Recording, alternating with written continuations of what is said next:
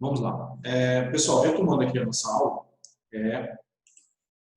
a gente vai falar um pouquinho agora sobre a economia do México, tá bom? Então, na aula anterior, a gente falou um pouquinho sobre a população mexicana, tá bom? E hoje a gente vai falar um pouquinho sobre a economia, mas a gente vai perceber que a economia, não só do México, mas a economia de qualquer território, ela está intimamente relacionada com a sua população, tá bom? Deixa eu organizar aqui. Vamos lá.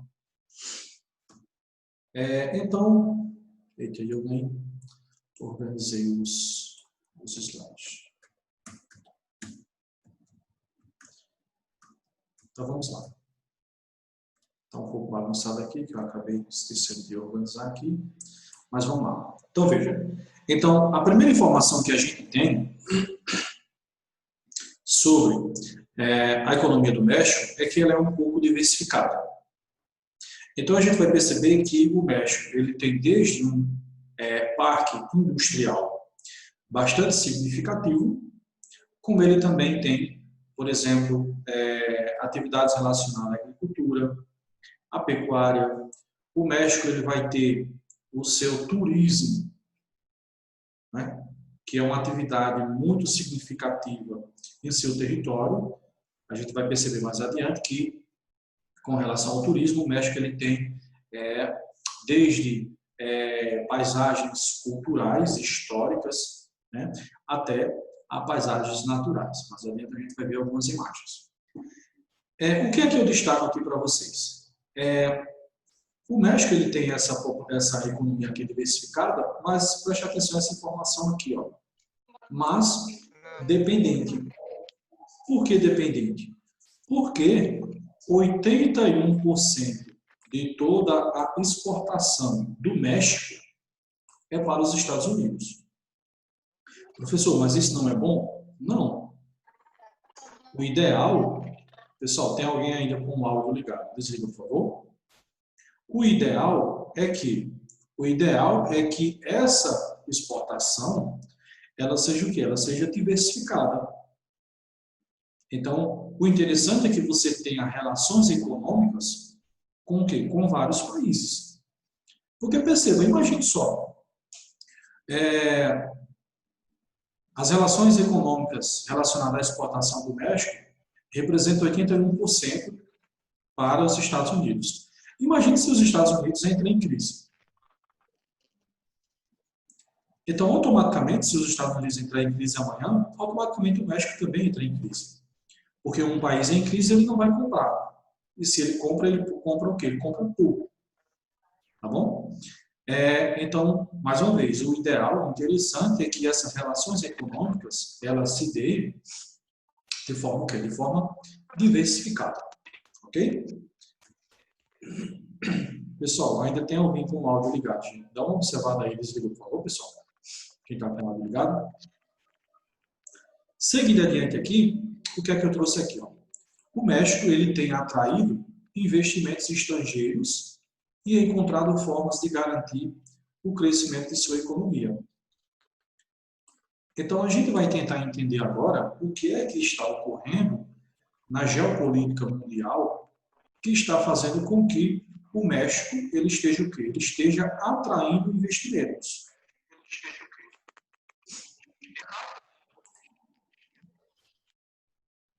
Pessoal, tem alguém com o áudio ligado, gente. Luiz Gabriel. Vamos voltar para lá. Deixa eu passar aqui. Ok, então vamos lá. Então a gente estava falando que o México ele está atraindo bastante investimentos estrangeiros. Não é à toa. Marquinhos, desliga teu áudio, por favor, Marquinhos. Já desliguei. Então veja, não é à toa que qualquer território ele passa a atrair investimentos estrangeiros. Tem que estar acontecendo algo interno nesse território, mas tem que estar ocorrendo algo externo também. Então vamos entender o que é que está ocorrendo na geopolítica mundial. Então veja só. Então, o México, a gente já viu que ele tem uma estrutura produtiva diversificada, né, com atividades industriais, extrativista e agropecuária. E o petróleo, ele é o principal produto de exportação do México.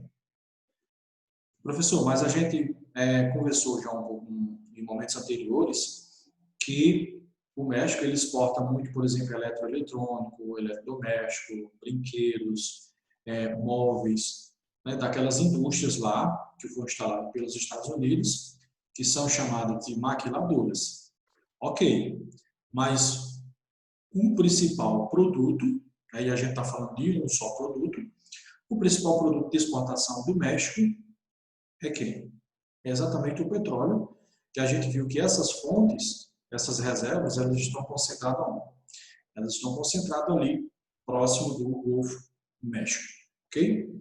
E o turismo, a gente vai ver mais adiante, que o turismo ele é o quê? Ele é uma atividade econômica muito importante no México.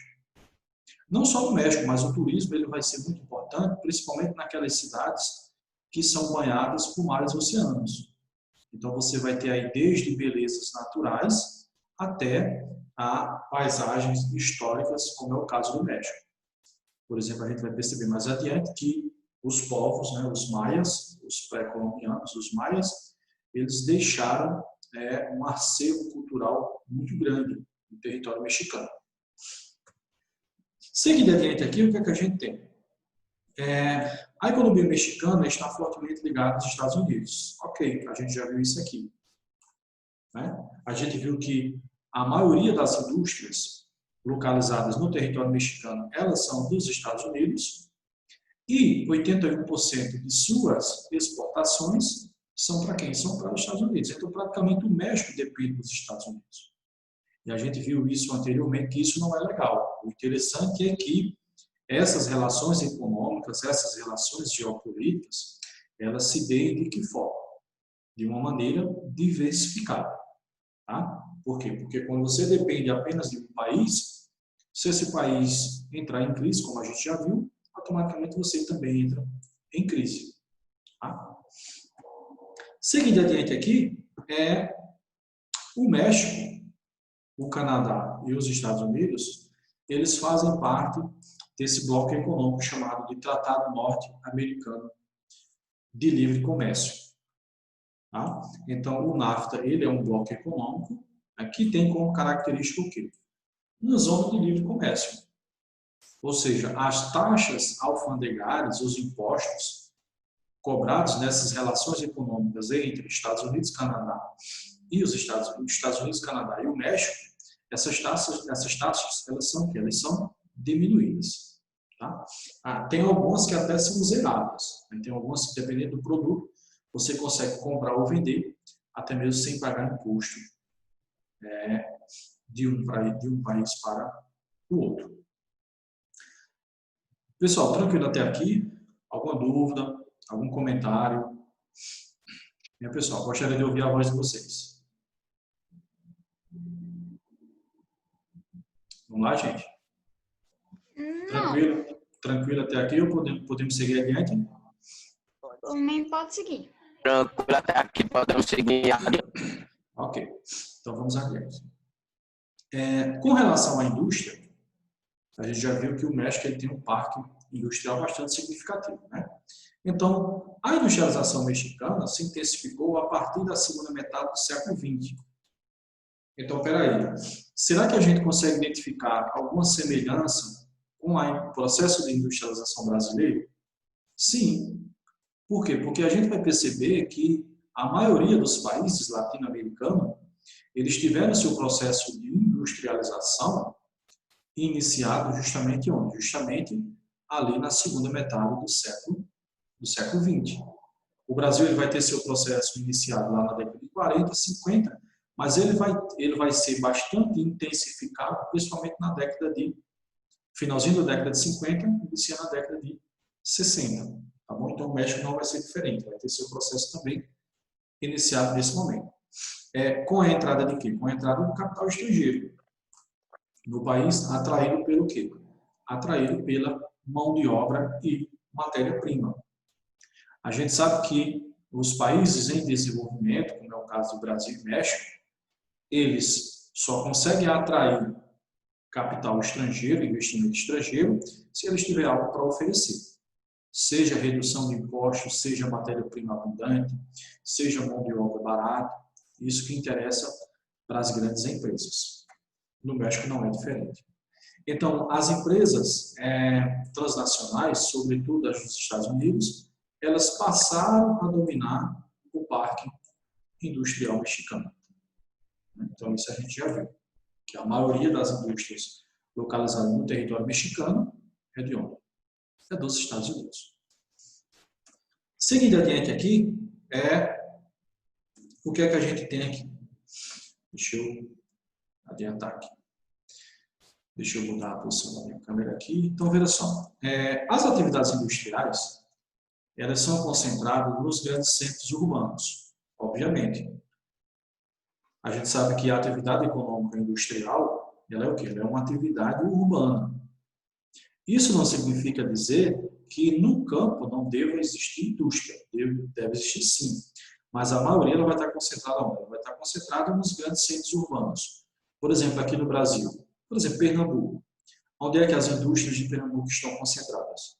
Próximo da região metropolitana do Recife.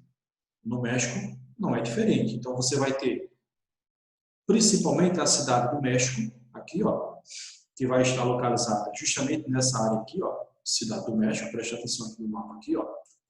A gente vai ter Guadalajara, tá bom? Que vai estar aqui próximo da cidade do México. Depois a gente vai ter Monterrey, que vai estar aqui, ó, nessa área aqui, ó, Monterrey. Aí a gente depois vai ter Veracruz e vai ter Tampico. Mas o que é que a gente percebe? Observando aqui o mapa. Aqui, ó. Essa área em roxo aqui, o que é que ela representa? Região industrial. Então, se a gente, se tiver, por exemplo, em uma atividade, esse mapa, e perguntar para você quais são as principais áreas industriais, logo você deve saber que é qual? Monterrey, Guadalajara e a cidade do México. Mas a gente também vai ter o quê? A gente vai ter outros centros industriais. Então, esses centros industriais, eles vão estar localizados onde? Justamente dentro dessa região, o quê? Dentro dessa região industrial. Esses pontos pretos aqui, eles representam o quê? Principais indústrias maquiladoras. Então, perceba que, se você observar aqui, ó, território mexicano, você vai perceber que tem várias dessas indústrias que foram chamadas de quê? Foram chamadas de maquiladoras. Por quê? Porque elas recebem os produtos e aí no território mexicano é realizado o quê? Apenas a montagem final. Após a montagem final, esse produto ele é o quê? Ele é exportado. Agora, essas indústrias que foram denominadas de maquiladoras, elas tiveram origem quando? Então, tiveram origem lá no início do processo de industrialização, em 1960, né, de uma zona franca na região fronteiriça com os Estados Unidos. Então, alguém pode ter dúvida, o que é uma zona franca? Por exemplo, aqui no Brasil, a gente tem a Zona Franca de Manaus. Lá no México também tem a Zona Franca na região fronteiriça com os Estados Unidos. Pessoal, uma zona franca nada mais é do que uma área na qual as empresas que ali forem instaladas, elas terão isenção de alguns impostos, ou até mesmo de todos os impostos. Então, são regiões que têm algo a oferecer para quê? Para atrair empresas de fora, empresas estrangeiras. Tá bom? Então, foi isso que aconteceu lá no México. E qual é o principal, ou os principais objetivos dessas empresas, dessas indústrias maquiladoras? Aqui, ó, atrair capital estrangeiro e ampliar o quê? Ampliar o parque industrial mexicano. Professor, Sim, Sérgio? como é que se pronuncia o nome da cidade do México ali do lado da esquerda? Guadalajara. Guadalajara. Guadalajara. Guadalajara. Isso, Ah, Guadalajara. beleza. Okay? Então, vamos lá. Então, a gente já viu a origem, né, dessas maquiladoras dessa indústria. A gente já viu o objetivo. E outra aqui, ó. Elas recebem peças, isso a gente já viu também, né? Fabricadas nos Estados Unidos. E finalizam o quê? Finaliza apenas a montagem final, né? A montagem do produto em solo mexicano. Depois é o quê? Depois desse produto eles são exportados, tá? Pessoal, quem está com o áudio ligado, desliga, por favor, gente.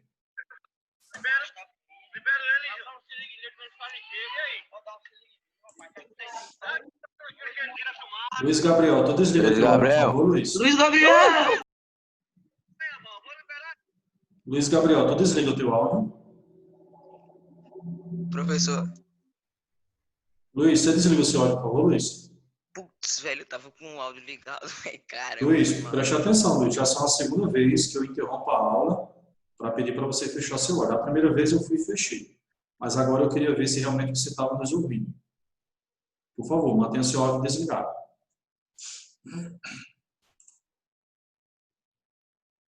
Pessoal, vamos lá. Retornando lá para onde a gente estava.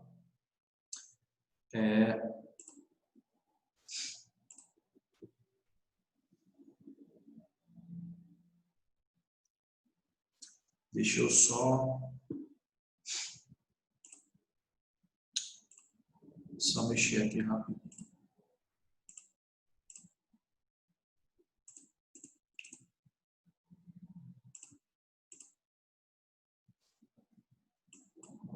Só para atrapalhar menos. Vamos lá.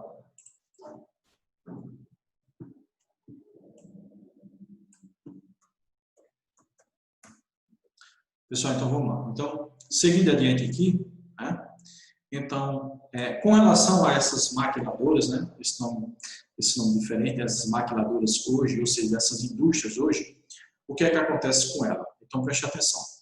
A gente viu lá no início que, nesse exato momento, o México, né, esse parque industrial mexicano, ele está atraindo o quê? Ele está atraindo investimentos estrangeiros. E lembra que eu comentei com vocês que a gente tem que tentar entender o que é que está ocorrendo na geopolítica mundial para poder entender algum fenômeno que está ocorrendo dentro do seu próprio território. Então, preste atenção aqui. Em virtude do aumento dos salários pagos aos trabalhadores na China e da alta dos custos do transporte no comércio global, o parque mexicano retomou o espaço no mercado internacional. Então, veja, consequência de quê? Consequência do aumento de salário na China, ou melhor dizendo, na China, e com o aumento, né, no transporte desses produtos, algumas empresas estão fazendo a opção de quê? Estão fazendo a opção de se instalar em territórios mais próximos, como é o caso do México.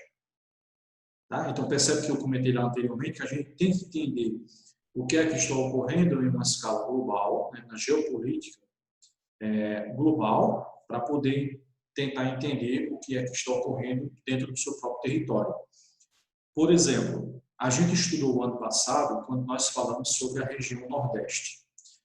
E nós falamos que a região Nordeste, após os anos 2000, ela está passando por um processo de quê? Ela está passando por um processo chamado de migração de retorno.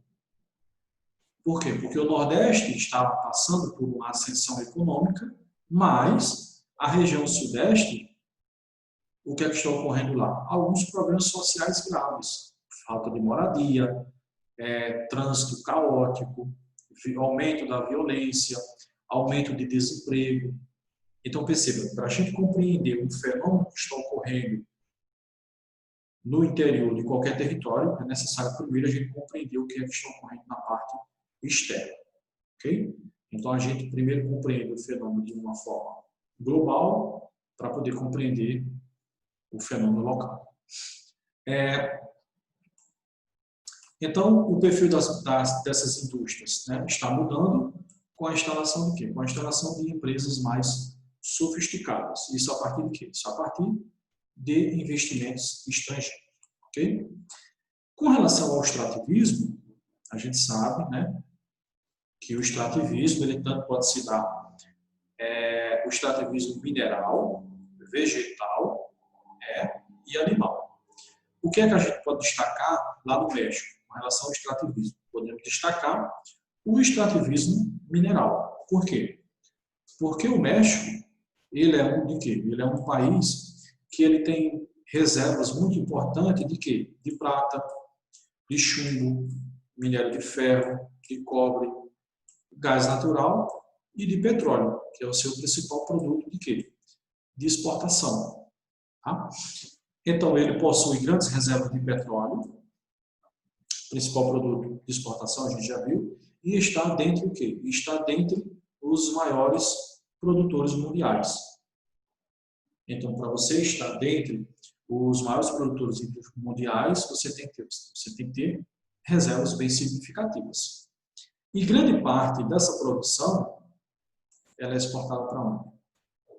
Novamente, exportada para os Estados Unidos. Então, perceba que a gente comentou lá no início que é importante que essas relações econômicas elas se deem de forma o quê? De forma diversificada. Na medida que você passa a depender apenas de um país, isso é muito perigoso. Em 2014, o que é que aconteceu? Alterações na legislação permitiram a exploração de petróleo por empresas privadas. Então, até então, quem explorava o petróleo eram empresas estatais, ou seja, empresas que pertencem ao Estado. Mas aí, após essa 2014, a alteração na legislação local mexicana, empresas privadas passaram a também explorar esse recurso tão valioso. Com o objetivo de quê? Estimular a exploração de petróleo em águas profundas do Golfo México e impulsionar a extração de quê? A extração de gás de xisto. Lembra que quando nós falamos sobre os Estados Unidos, nós vimos que os Estados Unidos ele é o maior produtor de gás de xisto. Nós vimos que o xisto ele é o quê? Ele é uma rocha sedimentar que quando passa por um processo de aquecimento, né, quando ele é muito aquecido, ele passa a liberar aí um certo gás, chamado gás de xisto, que é bem semelhante ao gás natural. Então, esse mapinha aqui, ó, México, reservas de gás de xisto e petróleo. Então, a gente, observando aqui a legenda aqui, ó, a gente percebe que o petróleo ele está principalmente aqui nessa região aqui, ó, próximo de quem? Próximo do Golfo do México aqui, ó.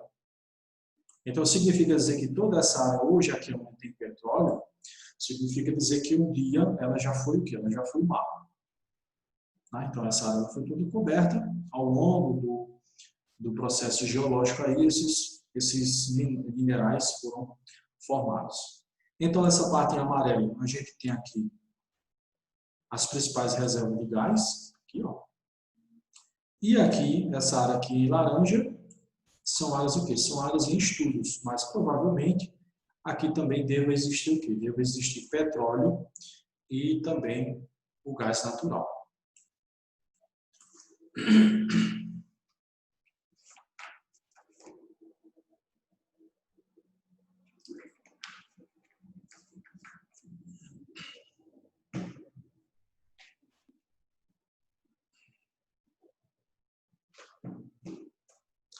Vamos lá. Essa outra figura aqui, ó, o que é que eu trouxe aqui? Essa outra figura aqui, ela mostra que o México recursos minerais. Então, a gente viu há pouco que o México, além de ter um parque industrial bastante significativo, a gente viu também que ele é o quê? Que ele é um país que tem reservas importantes de alguns minerais. Por exemplo, o chumbo e o zinco. Né? Deixa eu só pegar aqui uma para me apagar. Isso aqui está atrapalhando aqui. Ok, então vamos para cá, pega minha canetinha, vamos para cá. Então, o México ele vai ter reservas importantes de chumbo e zinco, ele também vai ter de cobre, como a gente viu, ferro, gás natural, manganês, e perceba onde é que está localizado aqui o petróleo. Né, como a gente viu aqui nessa figura aqui anterior aqui, ó. Então perceba que o petróleo está justamente onde? Aqui próximo do Golfo México. Seguindo adiante aqui, o que é que eu trouxe aqui? A gente vai falar um pouquinho agora sobre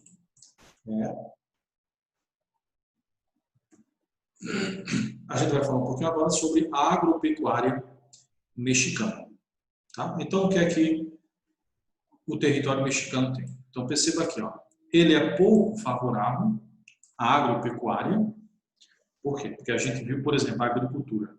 A gente viu que áreas propícias para a agricultura, áreas de solo fértil, que é aquela área que tem origem vulcânica, né, ali próximo do Planalto Central, a gente viu que aquela região ali ela está ocupada, por exemplo, pela cidade do México, né, que é a segunda maior metrópole latino-americana.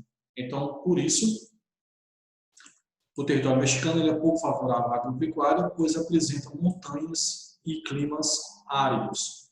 A gente viu que tanto a leste quanto a oeste a gente vai ter o quê?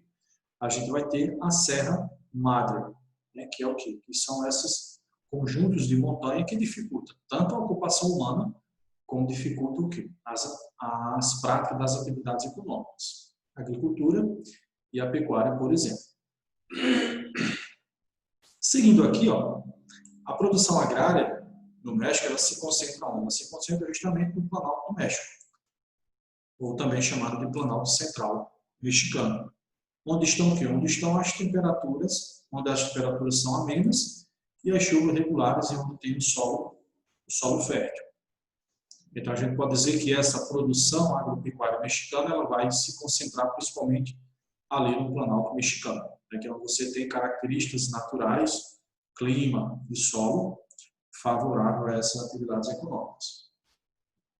Predomina extensas propriedades, é conhecida como haciendas, essas grandes propriedades, que empregam grande quantidade de mão de obra e ela é o quê? Ela é pouco mecanizada. Então perceba que são atividades econômicas, ainda que se utiliza de técnicas rudimentares, de técnicas tradicionais, uma vez que ela é o quê? Que ela é pouco mecanizada.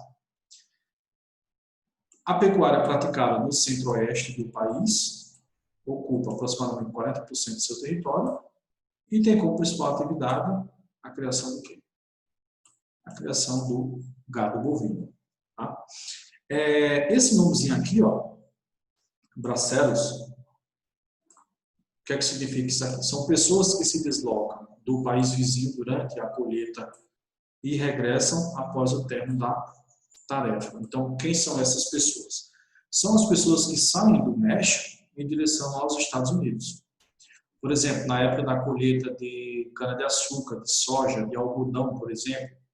Então, essas pessoas migram, elas são como se fossem trabalhadores temporários. Então, essas pessoas migram do território mexicano, vão até o território estadunidense, trabalham naquele determinado período e depois regressam, depois retornam para o seu local de origem, que é o México. Dentre as atividades econômicas mexicanas, também bastante importante, vai ser quem? Vai ser aqui, ó, o turismo. Por exemplo, o México é um dos 10 países mais visitados do mundo na atualidade. E para você se tornar um dos países mais visitados do mundo, não é à toa. Você tem que ter alguns elementos atrativos. Quais são esses elementos atrativos? Por exemplo, patrimônio histórico, cultural e o quê? Belezas naturais. Por exemplo, como eu trouxe aqui, ó. Observa aqui essas imagens. Então aqui você percebe aqui imagens aqui, ó. Por exemplo, resquício da arquitetura dos maias. Aqui, ó. Então veja só, quando os espanhóis chegaram no território mexicano, perceba que lá já existiam povos que eles eram altamente organizados, politicamente, socialmente, economicamente. E o que é que aconteceu com esses povos? Eles foram preservados? Não. A maioria que aconteceu, eles foram dizimados. Então percebam o quanto era organizado esses povos pré-colombianos. No caso do México aí, os maias. O México ele também vai ter várias belezas naturais, né? Por exemplo, como essa imagem que eu trouxe aqui, ó. A gente tem algumas praias que são bem conhecidas, né, do México, a praia de Cancún, por exemplo, a gente vai ter a praia de Acapulco aqui, ó. Tá? Então, perceba que o turismo no território mexicano, perceba que tem vários elementos para atrair esse turista, desde o patrimônio histórico, cultural, até as belezas naturais existentes lá no México. E vale ressaltar que o México ele é banhado por 2 oceanos. Então, veja só, por exemplo, o Brasil. O Brasil é rico em belezas naturais. Ele é banhado pelo Oceano Atlântico. Imagine se o Brasil fosse banhado também pelo Oceano Pacífico. Você teria o quê? Você teria aí uma potencialização aí do aumento de belezas naturais. Como é o caso do México, ele é banhado tanto pelo Atlântico como pelo México. Pessoal, algum comentário até aqui, alguma dúvida, perguntas? Vamos lá, gente. Gostaria de ouvir a voz de vocês agora. Pessoal?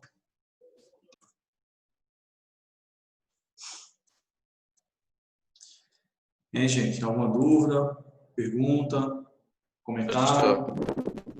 Sim, Sérgio? Meu tá travado. Pessoal, vamos fazer o seguinte. Qual a miscigenação do México? A miscigenação do México vai ser a mistura, de indígena, que são os ameríndios, com os hispânicos, que são os espanhóis. Os principais. Né? Por exemplo, no caso do Brasil, a gente teve os portugueses, a gente teve o indígena e a gente tivemos também os africanos. Mas lá no México a gente pode destacar a miscigenação ocorrida lá entre esses 2 povos, hispânicos e ameríndios, que são os índios. Ok? Pessoal, coloque o nome de vocês. Valeu. Coloque o nome de vocês lá no bate-papo, tá bom? Para a gente estar encerrando esse nosso segundo momento aqui. Você não faz, tipo, só uma chamada? Oi? Você não faz só uma chamada? Para evitar que alguns entre apenas, como são 3 aulas, para evitar que alguns entre apenas em uma aula, por exemplo, na última, e não assista as 2 primeiras. Aí por isso que eu estou pedindo para colocar o nome em todas as aulas. Ah, tá. Dá mais trabalho para mim, mas foi uma solução que eu encontrei para evitar algumas Mas, tipo malandragens. assim, se você não dissesse qual aula você ia fazer a chamada, eles tinham que assistir para ver qual aula ia ser, entendeu? Poderia dar certo também. Só que aí teria um probleminha. Por exemplo, na semana que eu fizer essa chamada, por exemplo, na primeira aula, eu correria o risco de ficar sozinho na segunda e na terceira.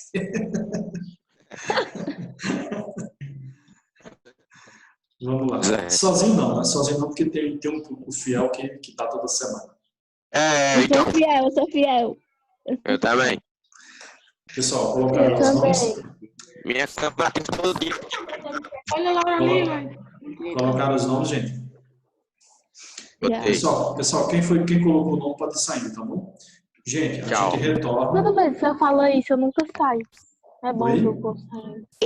Eu nunca saio. Um monte de Nunca gente. sai. Manuela Restante. Thiago Restante. Se falar, Não sai mesmo. Laura, tu falou em quem aí? Falou em Manuela? Fala em Manuela, faz tempo que eu vi ela, né? É que apareceu o nome dela aqui. Manuela, 8º ano C, Restante. Então, Ana então, acho, Caroline, Restante. então eu acho que Manuela estava assistindo essa aula. Faz tempo que eu vi ela. Vê se ela retorna no nosso terceiro momento. Pessoal, posso encerrar aqui, gente? Isso aí. Oi, professor, bom dia. Passa o anfitrião Bom pra dia. mim, aí eu termino o resto da aula, professor. Se eu sair, a gente fica aqui. Tá bom. Gente, pessoal, até daqui a pouco, tá bom? Acreditando que todos já colocaram o nome. Aqui, a Manuela estava por aqui, ó, Manuela Medeiros. Tá, gente? Imaginando que todos Que já bom. colocaram o nome, eu vou encerrar aqui, tá bom? A gente retorna de 11h20, tá bom, gente? Então, tchau. Tchau. Até daqui a pouco. Alô. Fui.